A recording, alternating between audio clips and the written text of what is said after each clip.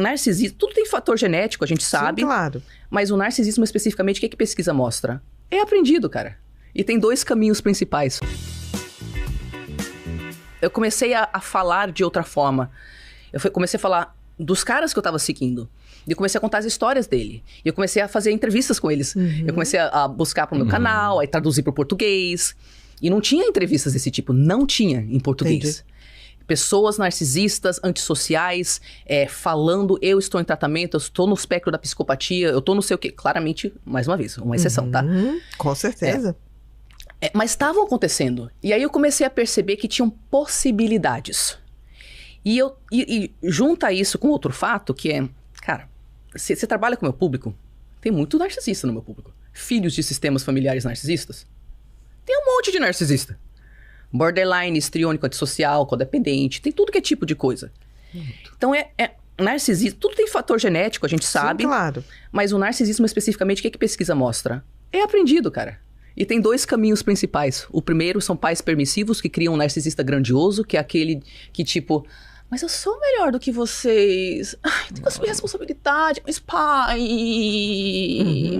Fala com a polícia.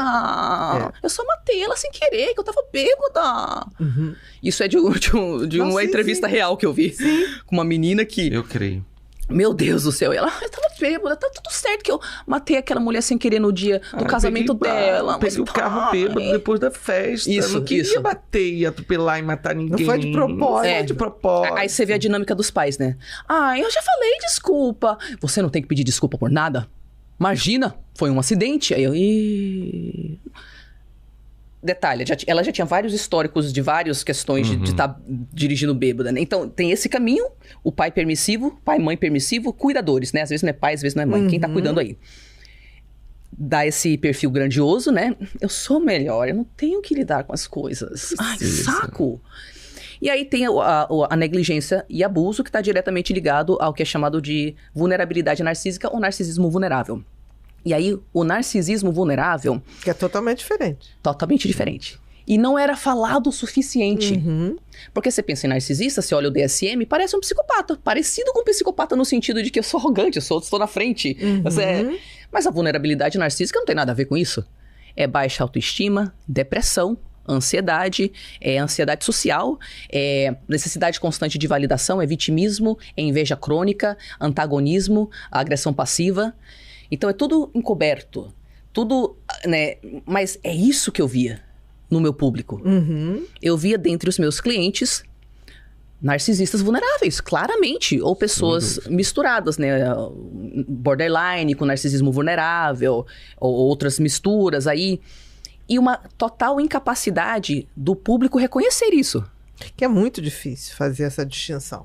Muito difícil. É muito difícil. Porque, por exemplo, esse dos filhos de pais permissivos, aquele que eu vejo muito, minha rainha, meu príncipe, meu não sei o quê, uma exaltação, né? Que parece que basta nascer para ser maravilhoso. E não é bem assim, né? Tipo assim, a comida dá na frente para criança e não sei o quê. Tudo diferente. A gente tem uma cultura, infelizmente, de de pais que hoje falam assim, quero que meu filho tenha tudo que eu não tive. Eu acho uma loucura. Que tal dar pra ele a saúde mental que você não teve, a presença? Mas não exatamente material. O afeto, Perfeito. mas não... Eu vi a pais chegar, não, meu filho quando fizer 18 anos vai ter o carro tal. Eu falo, gente, não tem a menor Perfeito, necessidade. Você tá falando aí do... Então, isso é muito comum a gente ver. É bem mais comum, é fácil de entender. Exatamente. Agora, tem esse outro tipo, foi o que você falou. Esse não é fácil de entender. Esse não é fácil. Ele não é fácil de entender por várias razões. Primeiro que às vezes a pessoa tem uma história horrível mesmo de vida. Aí você vai ficar falando, para de reclamar. E ela vai te contar uma história, tipo, horripilante. E aí parece que você não tem empatia, né? Só que até quando a sua história horripilante vai ser a razão pela qual você trata todo mundo desse jeito e não assume responsabilidade, né? Exatamente. Então, não, você tá repetindo esse horripilante em cima de alguém. Perfeito, perfeito. O que eu via muito no meu público, e eu falava desde o início, gente... Nós temos traços narcisistas e alguns de nós nos tornamos narcisistas. Vocês não podem achar que, tipo, meus pais são narcisistas, mas eu sou um anjo. Nunca ter a possibilidade de eu aprender alguma coisa com meus pais, sabe? Falei, não, gente, não é assim, não é assim. E todos os grupos que eram para filhos de sistemas familiares narcisistas, que eu comecei com isso, tinha claramente narcisistas vulneráveis lá. Porque tem uma diferença entre eu sofri na vida, me sinto acabado em frangalhos e sei que tem um processo de reconstrução, e eu sofri na vida, tudo é culpa dos meus pais e nada vai dar certo nunca, é só por causa deles. E a pessoa tá falando isso num ano, aí passa 2 anos, ela ainda tá falando a mesma coisa. 20 anos e ainda 20 anos depois, ela tá te contando a mesma história, cara. Exatamente. E ela permanece ali. E tá cheio no meu público de filhos adultos de sistemas familiares narcisistas com caso claro de narcisismo vulnerável. Com essa questão de vitimização. Perfeito. Eu não posso ser nada porque foi feito isso. Salgaram a minha história. Isso. E aí, quando você é uma vítima, tudo bem você fazer mal, né? Uhum. Porque afinal... Eu só faço isso porque eu sou uma vítima. Gente... A culpa foi dele. Além de mim.